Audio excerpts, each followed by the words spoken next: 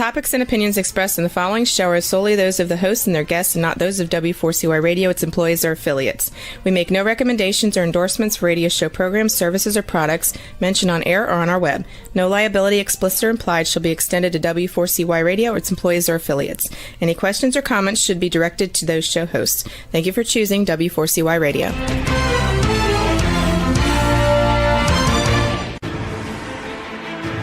What's working on purpose anyway?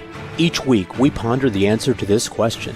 People ache for meaning and purpose at work, to contribute their talents passionately and know their lives really matter.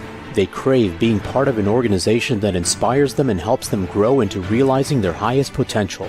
Business can be such a force for good in the world, elevating humanity. In our program, we provide guidance and inspiration to help usher in this world we all want, working on purpose. Now, here's your host, Dr. Alise Cortez.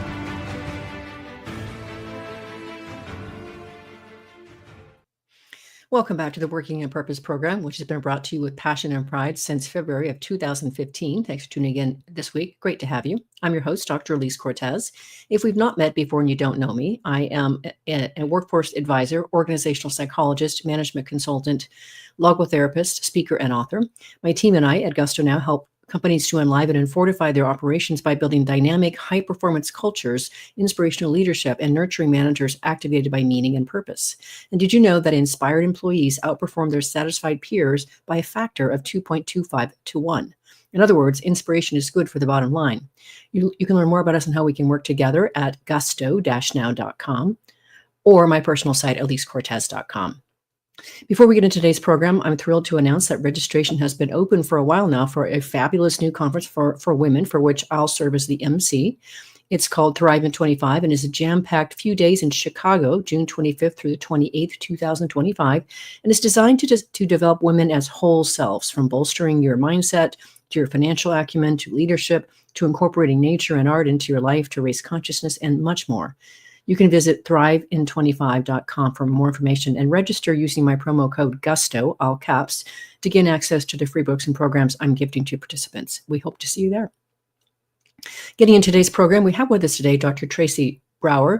She's a PhD sociologist studying happiness, work-life fulfillment, and the future of work. She's the author of The Secrets of Happiness at Work and Bring Work to Life. She is the Vice President of Workplace Insights with Steelcase and a senior contributor to Forbes and Fast Company. Today, we'll be talking about happiness and work-life fulfillment and how we can put them into action and into our culture. She joins us today from Holland, Michigan. Dr. Tracy, a hearty welcome to Working on Purpose. Thank you. Thanks for having me. Looking forward to it. You're so welcome. I'm delighted that we met through Forbes. And as I said before we got on air, when I saw what you were doing, I went on LinkedIn and looked you up. I'm like, oh, she's got to come on. We are so aligned. And so let's first celebrate your books here. So this first one, Bring Work to Life, beautiful book. It's just gorgeous. Then which came out in 2014. And then this one, The Secrets to Happiness at Work. And I love this. This one came out in 2024. So we'll be talking, ladies and gentlemen, from both of these books as we go along here. So kudos for bringing those to life. I know what that takes. Thank you. Appreciate it. Yeah, they're like children at some level, aren't they? Oh, no question. Yes. And they behave on their own sometimes and make their own decisions, don't they? Indeed, without indeed. Consulting the parent. Yes, I know. Well, let's start with this first topic that I just thought was so, I don't know, it kind of tickled me when I was reading it. But you wrote about how work-life balance was such a wrong notion in 2014. And there's another better way to appreciate that and approach it, which I want to get to. But what I find so amazing about that, Dr. Brower, is that, today, here we are in 2025, and boy, is that really a central issue for people today. So let's talk a little bit about why, and I agree with you, why work-life balance is the wrong term. What's the better term to work for and aspire to? Yeah, it's so relevant, isn't it? It's like a time warp to think that was 11 years ago that we were writing about it, or that I was writing about it at the time, and that you were aligned with that as well. I mean, I think the problem with work-life balance is it's really zero sum, right? It suggests that there's work or there's life, and we have to make some choice. That's first. Secondly, it's precarious, right? Like we're going to balance and we're going to fall and we're not going to be able to have it all. And I actually think that it's not enough. Like we can really strive for more than just work-life balance.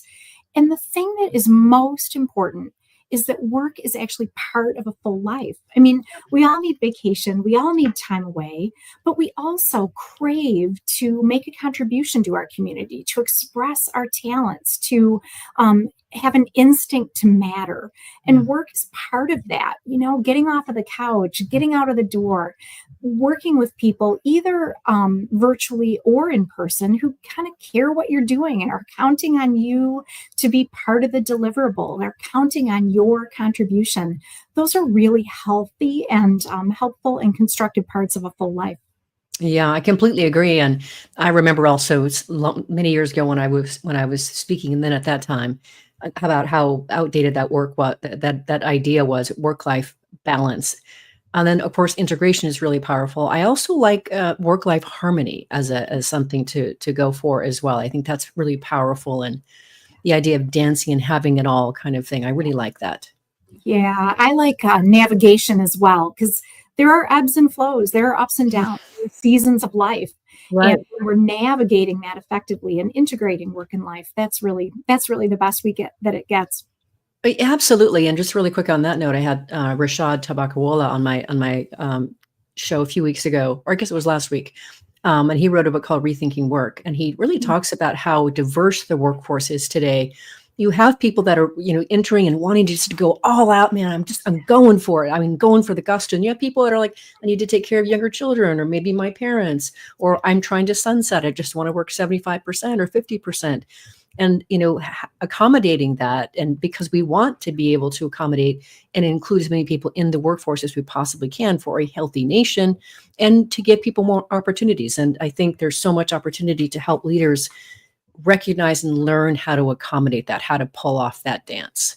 Yes, I love that. And, we talk a lot about generations at work today. And I always like to think that life stage is actually a more salient concept. Yes. Where we are in life a lot of times matters more than how old we are. And we have different priorities at different points in our life. We all care about growing our career, but that might be a higher priority when we're early career, right? We all care about leaving a legacy or mentoring others or coaching others, but that might be a higher priority as we're later career, right? In the mid-career, we're threading the needle and connecting the dots. And so I think that's key for leadership, is understanding uniquely what people's priorities are. Totally align. I don't think there's really too many things you could say, Tracy, that I wouldn't say. I agree.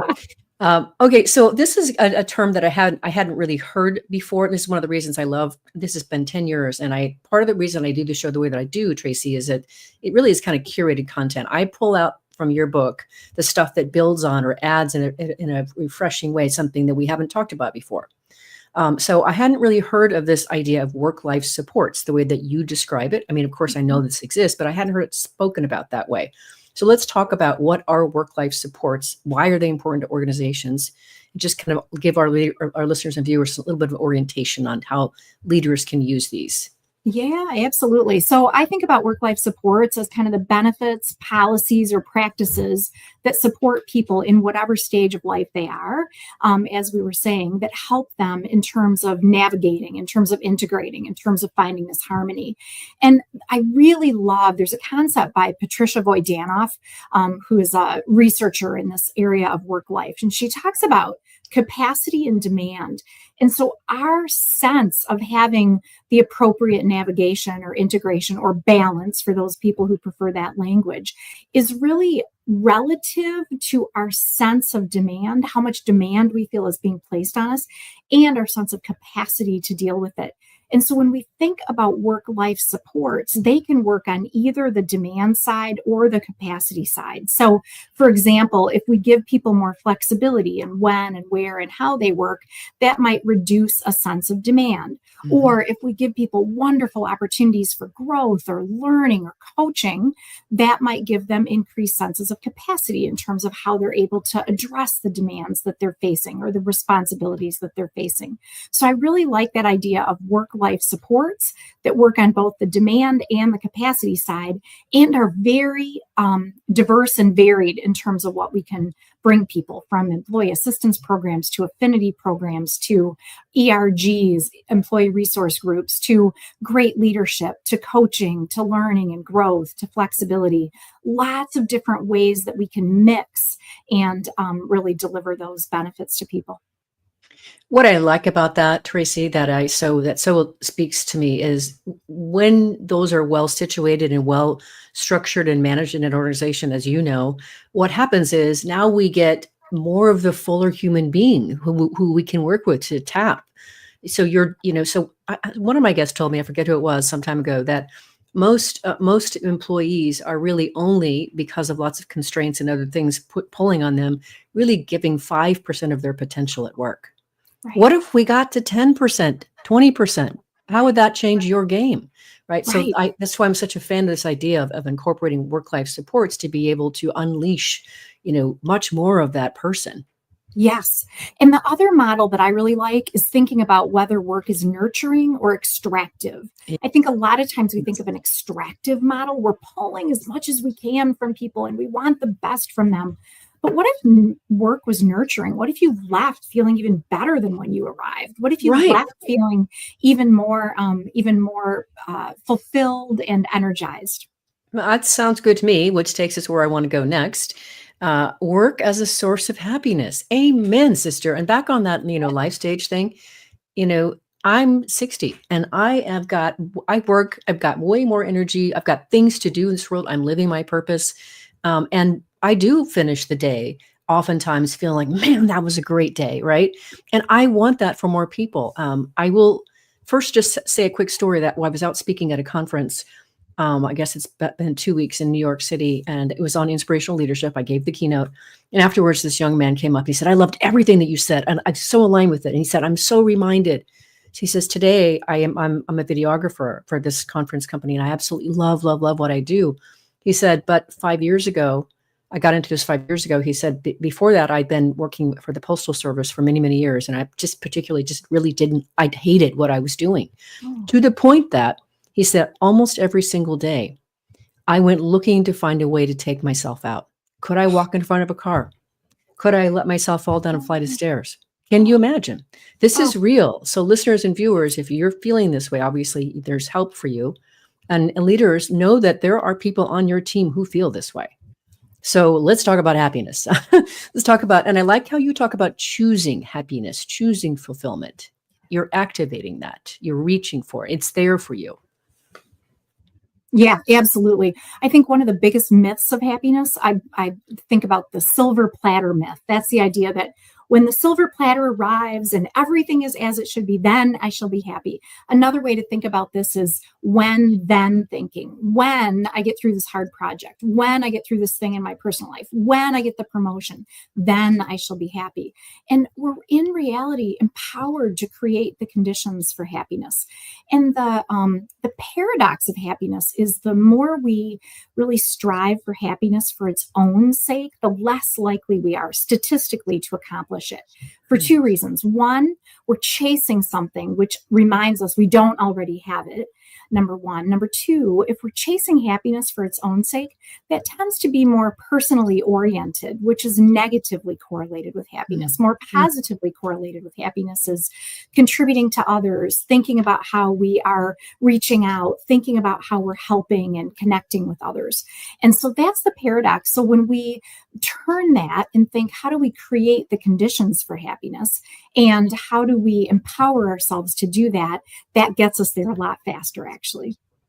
I appreciate too how you talk about, when you can start to recognize some of the things that you can, what is happiness. And I like how you talk about it's immersion. So when we immerse ourselves in something, we can start to tap that happiness. It's vibrancy. And I love that. Why my company is called Gusto now is because we are looking to help organizations to increase their vibrational capacity of their energy and such. You also say that happiness is mattering, which is what, you talked about earlier. And so when you can start to recognize, well, how would I know if I was happy? These sorts of things, you might be engaging in these kinds of activities. Yes, exactly. It's not just bonbons and butterflies. It's that dedication. It's that vibrancy. It's that mattering. And it's that immersion, which are similar to the flow state, actually. Yes, absolutely. Okay, so we got to talk about purpose. You talk about how we can choose purpose and why it matters so much. So let's talk about that. Yeah. So purpose is actually three things. Purpose is a sense of something greater than ourselves, number Yes. one. Number two, it's a sense that we can make a unique contribution to that thing. And number three, it's always got to be about people. We will sign up for 15% annualized growth as good corporate citizens. But what will really get us out of bed in the morning is thinking about how we're affecting humans, how our work affects his work and her work and their work, and then finally humans at that value chain. And purpose tends to be more community oriented. A lot of times we think about meaning as more personal, purpose as more community. We're showing up together to do something, and we each have a role to play. I like how you talk about that. I've been in the purpose space for a long time, but I like how you talk about that. Okay, so I also like how you talk about how it grounds you and it connects you. I really like that too. It focuses you. You also say that focuses, grounds, and connects you, and I think that's really powerful. When I'm out speaking, a lot of people are like desperate to find their purpose, and they also think it's got to be something like we're saving 8 billion starving children someplace. And it doesn't need to be that way. That's there. You're setting yourself up for complete failure, really, and disappointment. Yes, exactly. I always say we don't have to be solving world peace or world hunger. We're doing the small thing that we do well. It's that idea of ikigai, your reason for waking up in the morning. It's the Japanese grandmother. Her reason for waking up in the morning is to make soup for her family. It's the small thing that you do that matters to other people.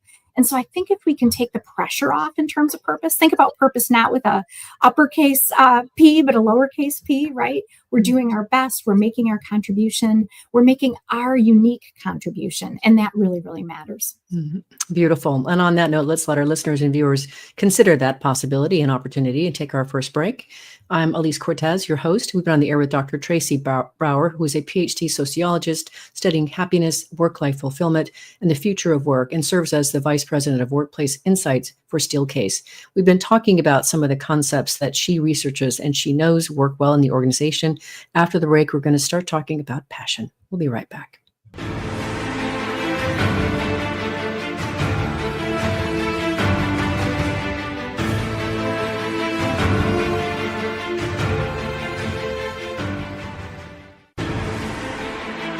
Dr. Alise Cortez is a management consultant specializing in meaning and purpose, an inspirational speaker and author. She helps companies visioneer for greater purpose among stakeholders and develop purpose-inspired leadership and meaning-infused cultures that elevate fulfillment, performance, and commitment within the workforce. To learn more or to invite Alise to speak to your organization, please visit her at alisecortez.com. Let's talk about how to get your employees working on purpose.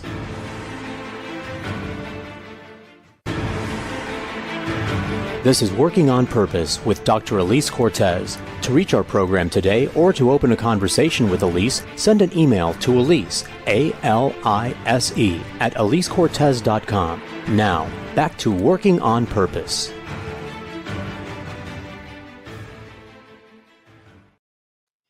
Thanks for staying with us and welcome back to Working on Purpose. I'm your host, Dr. Alise Cortez. As I too am dedicated to creating a world where organizations thrive because their people thrive and they're led by inspirational leaders that help them find and contribute their greatness, and we do business that betters the world. I keep researching and writing my own books. So one of my latest came out called The Great Revitalization: How Activating Meaning and Purpose Can Radically Enliven Your Business. And I wrote it to help leaders like what we're talking about here understand the needs of today's very diverse workforce and then help build a culture and set of practices to be able to address that for them through 22 best practices. You can find my books on Amazon or my personal site, alisecortez.com. If you are just joining us, my guest is Dr. Tracy Brower. She's the author of The Secrets to Happiness at Work and Bring Work to Life. So let's talk about passion. And before we do, let me situate. One of the things that's kind of interesting for my world is, as a logotherapist, what that really speaks to is it's the philosophy that our major concern as humans is finding meaning in life and work, and it's our chief source of energy as well. And we have our meaning is always registered along our value system. So what you find meaningful will be different from what I find meaningful because we have different values. So when I'm out speaking to audiences, very often I will usually, at some point fairly early into the conversation, I will deliver a question as I'm situating these kinds of meaning, these sources of meaning. I'll ask the audience, what are you passionate about? And as I deliver the question and it sinks into the minds of the audience members, they do say things that they find, what they're passionate about. But what would you guess is the number one most often given response? I would say probably family and personal matters. Those are given. However, by far and away, the most common answer given, the one that's given the most often is, I don't know. People recognize in that one moment when I deliver the question that they do not have an answer to the question. So why? They've gotten on the hamster wheel and they've lost their connection to their passion. So I wanted to talk about, you have a section in your book about discovering your passion. And I think people desperately need that, Tracy. So let's talk about why is passion important at work? And then we can get into how we can start working on discovering it. Yeah, absolutely. I mean, passion is important at work so that we stay energized. Passion is important at work so that we stay on the path of what's most important to us. And it helps us make choices that will help us to be most energized. And I always like to say that the best case scenario is when we have the most possible overlap between what we love to do and what we have to do. And it's a myth that we would ever have perfect overlap. Some people have it, but I think it's less common, right? But the more overlap, think about a Venn diagram, the more overlap we can get, the better. So knowing your passion helps you make choices. It helps you tune into your energy. I think it helps you connect with other people better as well. It also helps you perform better. And we know that we tend to be healthier as well. So there's so many benefits, not only for individuals, but for teams and organizations as well. Yeah. And so I like the idea of, you talk about some things you can do, start embracing your first person, consider what it is that you love to do, all this sort of thing. Imagine yourself in a situation that you might love. So I think people have forgotten how to do some of these things. Yeah, exactly. Well, and I think there's sort of a process component and then there's a content component. So from a process standpoint, statistically, there's some research that when we put ourselves in the first person, that's actually really helpful. Sometimes we think about our passion or we think about our future in the third person, like we kind of think about it in an observational way. But if we really put ourselves in that position and imagine what that would be like, that's really helpful to connecting with our passion.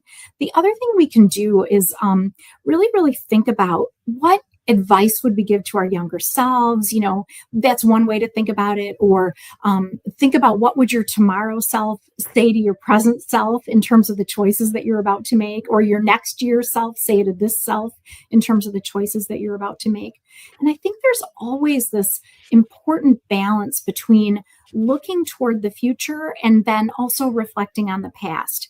In fact, this is a little bit of a tangent, but when we're in nature, there's some new research that helps us flow better between past, present, and future orientations. So when we're thinking about our passion, we can reflect, what did we love to do as a child? Or what did we really love to do in that one job that we loved best? Or when we had that amazing boss, what was it that boss brought out in us, right? That's the reflection past element.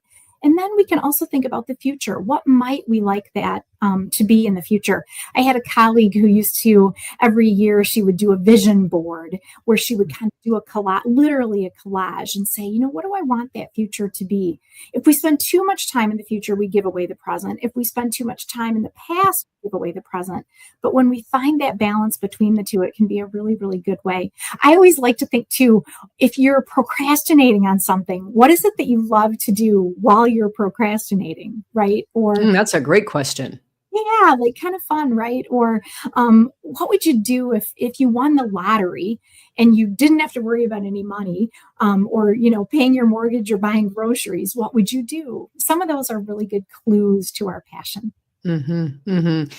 Just as a side note, last October I keynoted at another conference here in South Texas. And after I spoke, it was also on inspirational leadership. The organizer got up and she said, I want you all to know that the reason I brought Alise to you for this year's speaker is because I sat in her audience in February and she asked that pesky question about what are you passionate about? And I was one of the people that didn't have an answer. And she said, after that session, I went looking for just what is it that really lights me up beyond what I'm doing in my job. And I realized I love to teach. So I have this adjunct job at the local university, and I've been teaching on the side, and all of that has been spilling over into the rest of my life. Yeah. And she goes, I know my boss is in the room. She's going to say, oh, that's what happened to you.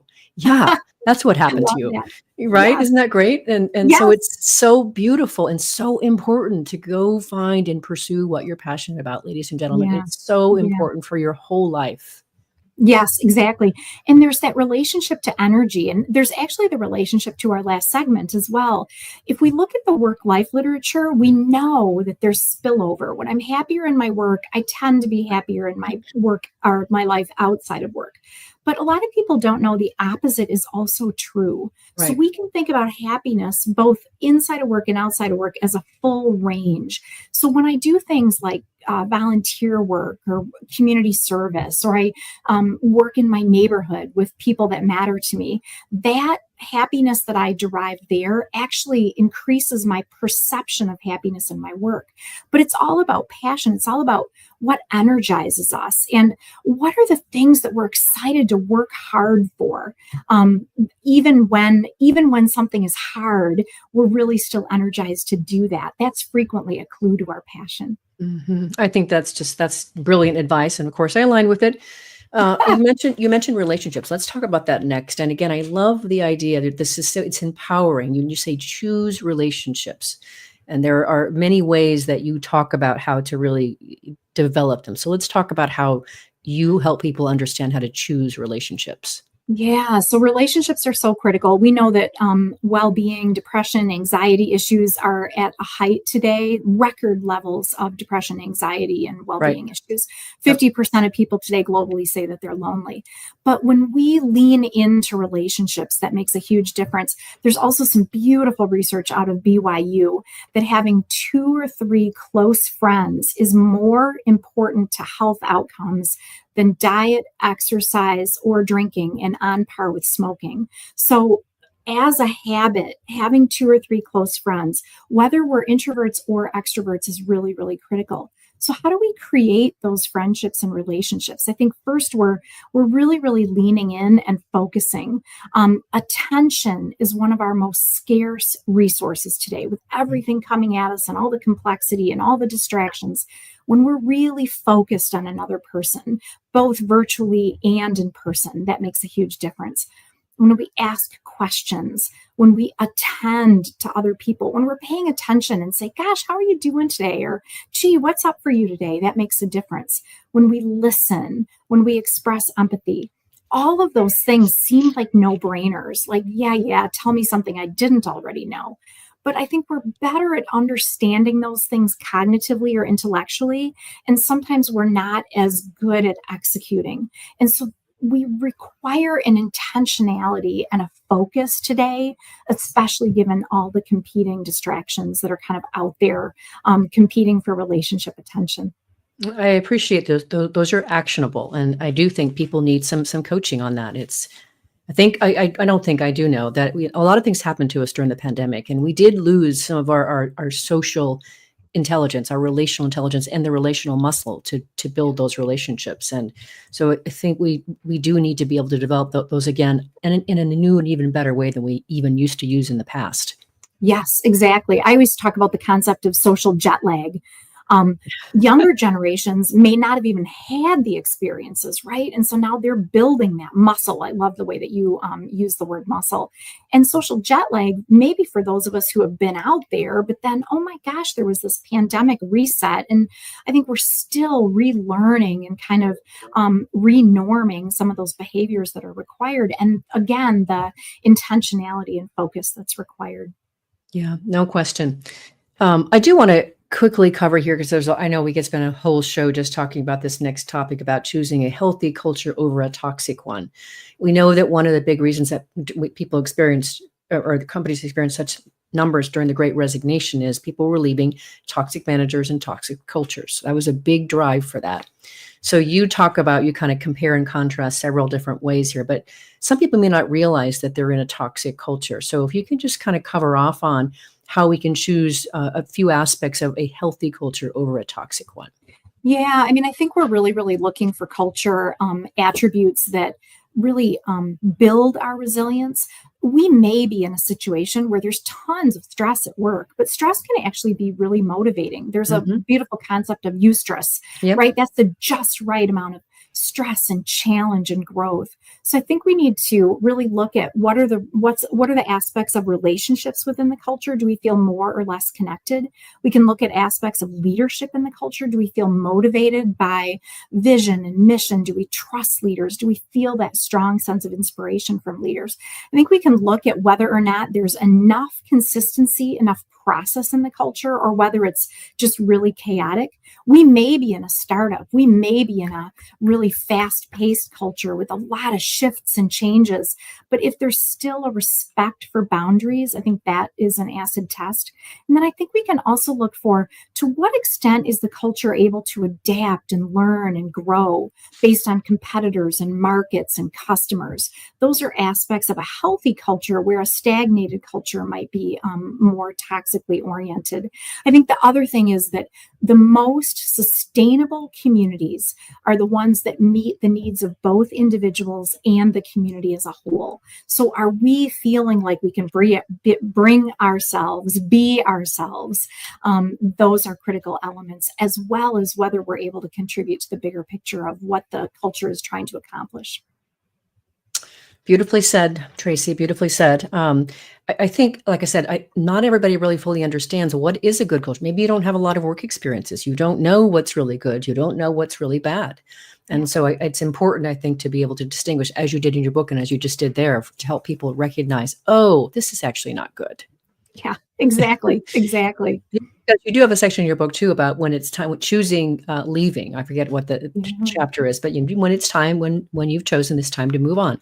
That's important. Absolutely. Absolutely. And I've got a little matrix. Any good sociologist can, make a 2x2 matrix, right? But I like to think about, to what extent are the issues in the culture either episodic or systemic? Like, is this just a one-time thing? It's going to pass. Oh my gosh, we're in the middle of a hard situation. Or is it more systemic? It's a pattern that repeats and repeats and repeats over time. So that's one element to think about. Kind of think about that on the horizontal axis, for example. And then think about, how much can you affect that thing? If it's a smaller thing and, oh my gosh, you can make a big difference for yourself or others, it might be really wise to stay, for example. But if it's a systemic issue and you just don't feel like you've got a lot of impact on that thing or a lot of agency over that thing, then it might be a good idea to leave. So I like to think about not just agency in terms of how much I can impact the thing, but also structure. In what ways is the organization structured, or in what ways do we have patterns or systemic kinds of issues that are getting in the way of a healthy culture? Good food for thought for our last break. I'm your host, Dr. Alise Cortez. We're on the air with Dr. Tracy Brower. She's a PhD sociologist studying happiness, work-life fulfillment, and the future of work, and serves as the Vice President of Workplace Insights with Steelcase. We've been talking a bit about why happiness is important, purpose, culture, things like that.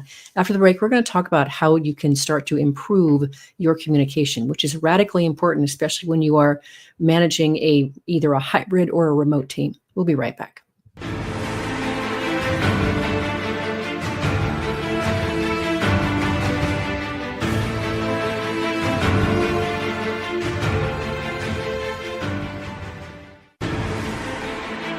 Dr. Alise Cortez is a management consultant specializing in meaning and purpose, an inspirational speaker and author. She helps companies visioneer for greater purpose among stakeholders and develop purpose-inspired leadership and meaning-infused cultures that elevate fulfillment, performance, and commitment within the workforce. To learn more or to invite Alise to speak to your organization, please visit her at alisecortez.com. Let's talk about how to get your employees working on purpose.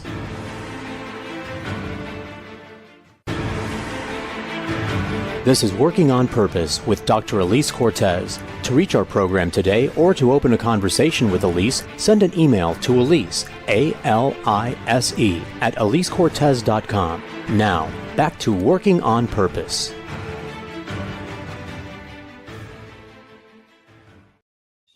Thanks for staying with us and welcome back to Working on Purpose. I'm your host, Dr. Alise Cortez. I mentioned in the last break that my book, The Great Realization, came out. What I did for you is I created a very simple 3-page assessment that you can pull off my Gusto-Now site to find out the extent to which your organization is meeting the needs of today's discerning workforce. It will help you tremendously to isolate where you can start to make some improvements.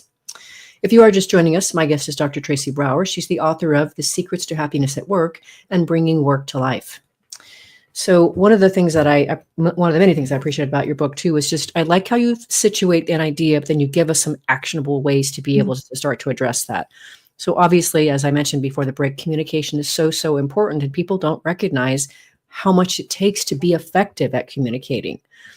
So let's talk about, I like your 5 C's, how people can be more effective in their communication. Yeah, absolutely. I mean, one of the first things is that we need to focus on clarity. Neurologically, we prefer certainty and we look for certainty, especially from our leaders. But leaders can't provide certainty. We don't have crystal balls. And so, especially as the world becomes more uncertain, the thing we need to really focus on is clarity. What are we wondering? What direction are we going? What are the things that we know? What are the things we don't yet know, but that we're exploring? So I think clarity is one of the really key things. Another thing that is fascinating is the level to which we need consistency in leadership. Consistency is one of the number one things that's correlated with trust and credibility, also correlated with retention for leaders. And so that is consistency between what I'm saying and what I'm doing, right? I used to work with a leader, and he used to say brilliantly, "You're behaving so loudly, I can hardly hear what you're saying." He used to say that to his direct reports, which I just thought was brilliant. So we need consistency between what we say and what we do. We need consistency in terms of how we show up over time. Like the Tracy that you get today should be the same Tracy that you get tomorrow and a year from now. We need consistency in how we treat people across the team. So we have that equitability. Equitability. That's a new word for tonight. I like it. That equity, right? And I think the other thing is that we really need to make sure that we're consistent in terms of when we're available and how we are present. Another element of really interesting research is that people prefer a consistently bad leader to a leader that is erratic. That research was done a couple of decades ago, and then it was repeated recently. We don't want to wonder at what's going to be happening from day to day with which person we're going to get. Yeah. Mm-hmm. Right. So we want that consistency and predictability. The other thing that's really important as we think about communicating effectively is presence and accessibility. I always say we don't need to be, 24/7 on call constantly, but when we are present, when we are accessible, when we are visible, that gives people a real sense of stability. In a world where we are fearful and anxious, that presence and stability, that center of gravity is really important. And leaders don't have to be social workers, right? I think sometimes leaders can say, "Oh my gosh, the demands today on leadership are incredible." But leaders don't have to be social workers. Leaders don't have to solve all the problems. But to the extent that they can provide resources, that they can be present, that they can ask questions, that they can listen, that they can demonstrate that they really are tuned into an employee, those things really contribute to effective communication in the leadership role. I also liked how you emphasize the embracing curiosity, really being curious when you're communicating instead of maybe assuming or imagine they don't need to know this, but really recognizing, how are they responding, and then of course being proactive, constantly reaching to communicate, especially when we're managing a hybrid or a fully virtual team. That is essential today. And one thing I've recognized in the organizations that are struggling and are trying to force a return back 100% back to the office. Part of what happened is they did not have a good structure in place to encourage or develop that capacity to communicate in an effective way across a hybrid or a remote team. And therefore, they thought they were failing, which, of course, we're going to talk about next. Yeah, absolutely. Yeah, I always like to think about this is sort of the great sift in terms of leadership. I mean, the best leaders have always been the ones who manage to objectives, manage to outcomes, inspire people, even through really hard times. But the pandemic was a bit of an acid test in terms of leaders who were able to kind of step up to the fore.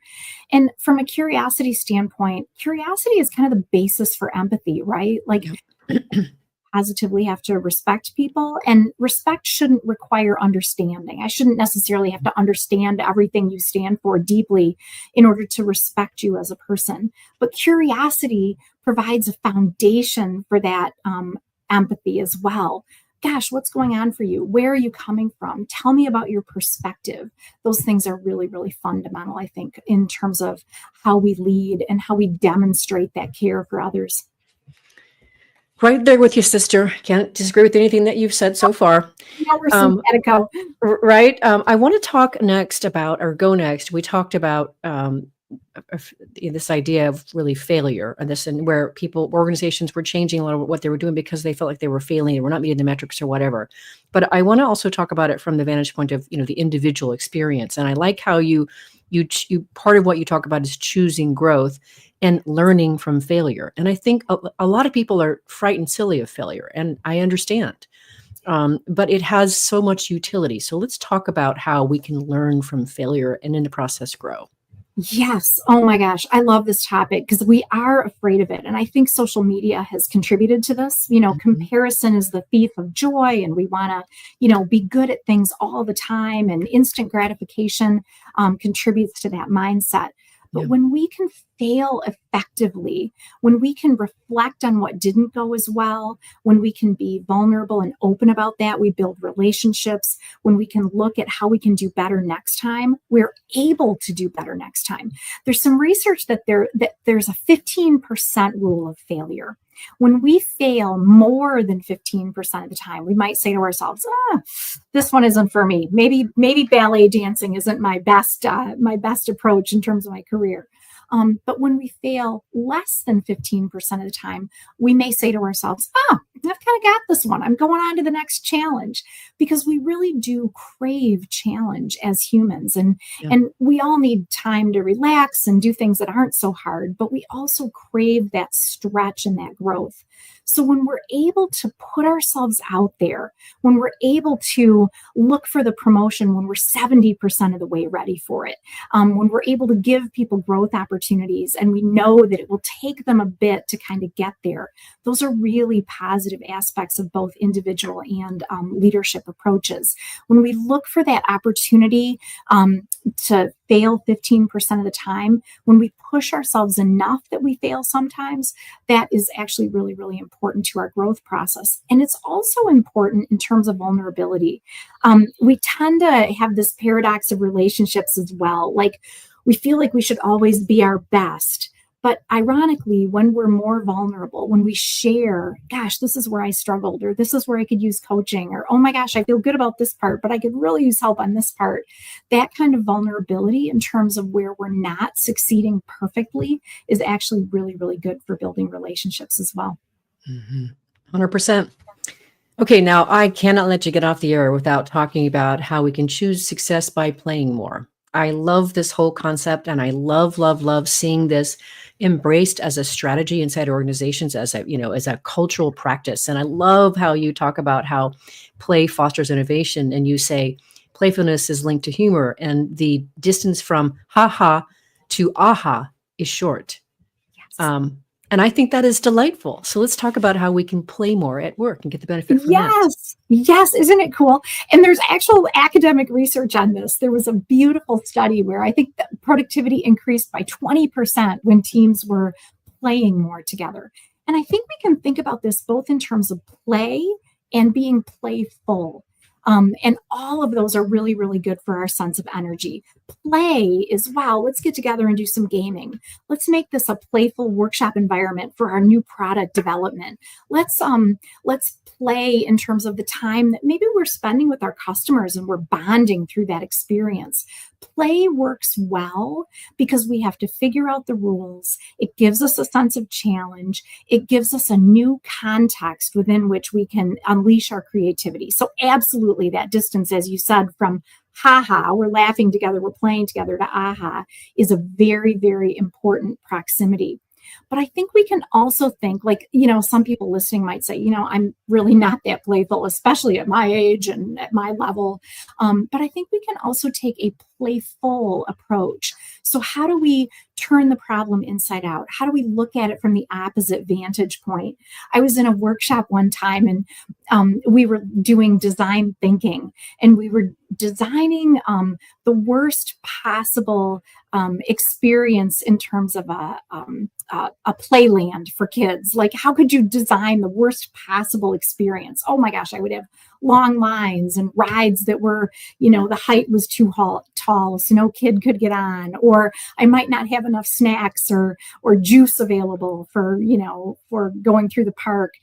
And we used that upside down thinking to really think about new solutions. And so the point is, when we think playfully, when we think in unexpected ways, that can also help us with innovation and creativity, and with kind of feeling more fulfilled in our work and feeling more connected to other people as we're kind of going through that journey together. I'm in. I like having fun too. Okay, so we're going to finish the show talking about courage, practicing courage. And I love the 5 ways. I would love for you to, I'll cue them up for you. I think this is really actionable for our listeners and viewers to think about how they can practice courage and why it's important. So the first one that you talk about is standing with. Yes. Yeah, absolutely. How can we stand with other people? We see that somebody needs our support. How do we stand with them? Awesome. And then stand up. Yes. How are we standing up for our ideas? How are we standing up for our perspectives? That one's really important. And I think another one is standing down. I think today we're so about standing up for things, but we don't need to fight every single battle. And sometimes standing down is also a really, really good idea. Another idea that I really like related to professional courage is still standing. There's another element of professional courage that has to do with persistence, with grit. Sometimes whether we're standing with someone or whether we're standing up, we've got to keep at it. And so that's a really, really big one. Another element of professional courage is related to the failure conversation we had, like owning up to our mistakes, being authentic, being transparent. Being able to kind of stand up to the fact that I don't know it all and I need other people's input. Mm-hmm. I also love your stand for. What do you stand for? Yes. I don't know if you've seen the movie Nonas on Netflix. Have you? It's great. Mm-hmm. It's to me, it's a great movie that really speaks for it. Definitely is about courage. He's going for his dream to open a restaurant that's cooks are all grandmothers, Nonas. But he's an inspiring leader. He totally models that. And he totally empowers his team. And in the process of all this, Tracy, he totally energizes and invigorates. And some of them were in retirement homes. He pulled them out of retirement homes to come cook for them. And they just are on fire, right? So there's so many ways that we can practice what we've been talking about in today's show. So I think that this show is listened to by people around the world who are interested in either the topic that we're addressing that day, or they're trying to continue to develop their management, their leadership. They're trying to become better versions of themselves, create these cultures where people can really come alive. What would you like to leave them with today? Yeah. I mean, I would leave them with, we are in this critical moment, right? Like, we can think so intentionally about the purpose of work and the way that work can be both the center of gravity and an opportunity for connection and purpose and fulfillment. And so the more that we can kind of do that for ourselves, the number one way people learn is through watching other people, listening to other people, experiencing other people. So we don't have to be perfect, but when we can do our best, that goes a long way. And when we can connect with others and seek to empower them as well, trying and doing our best is a really, really big deal today. I completely agree. And I'm so delighted to know you better now because I've read your books and had you on the program. Thank you so much for coming on Working on Purpose and sharing your beautiful heart, mind, and soul. Really lovely to have you. Thank you. I appreciate it. Listeners and viewers, you're going to want to learn more about Dr. Tracy Brower, the work she does, and her books. So you can visit her at her personal site, tracybrower.com. Let me spell that for you. It's TracyBrower, tracybrower.com. Last week, if you missed the live show, we were on with futurist Rashad Tabakwala, the author of Rethinking Work, Seismic Changes in Where, When, and Why. We talked about the numerous ways the diverse workforce has evolved just in the last few years and how organizations can respond in their culture, leadership, and practices to attract, engage, and retain them in very fresh ways. It was incredible what this man has put into his book and his work. Next week, we'll be on the air with David Cohen, talking about his new book, Live Life Swift. Swift, of course, is an acronym, which will teach us various ways to elevate our lives. See you there. And remember that work is one of the best adventures and means of realizing our potential and making the impact we crave, and can give us the opportunity to do business that betters the world. So let's work on purpose. We hope you've enjoyed this week's program. Be sure to tune into Working on Purpose, featuring your host, Dr. Alise Cortez, each week on W4CY. Together, we'll create a world where business operates conscientiously, leadership inspires impassioned performance, and employees are fulfilled in work that provides the meaning and purpose they crave. See you there. Let's work on purpose.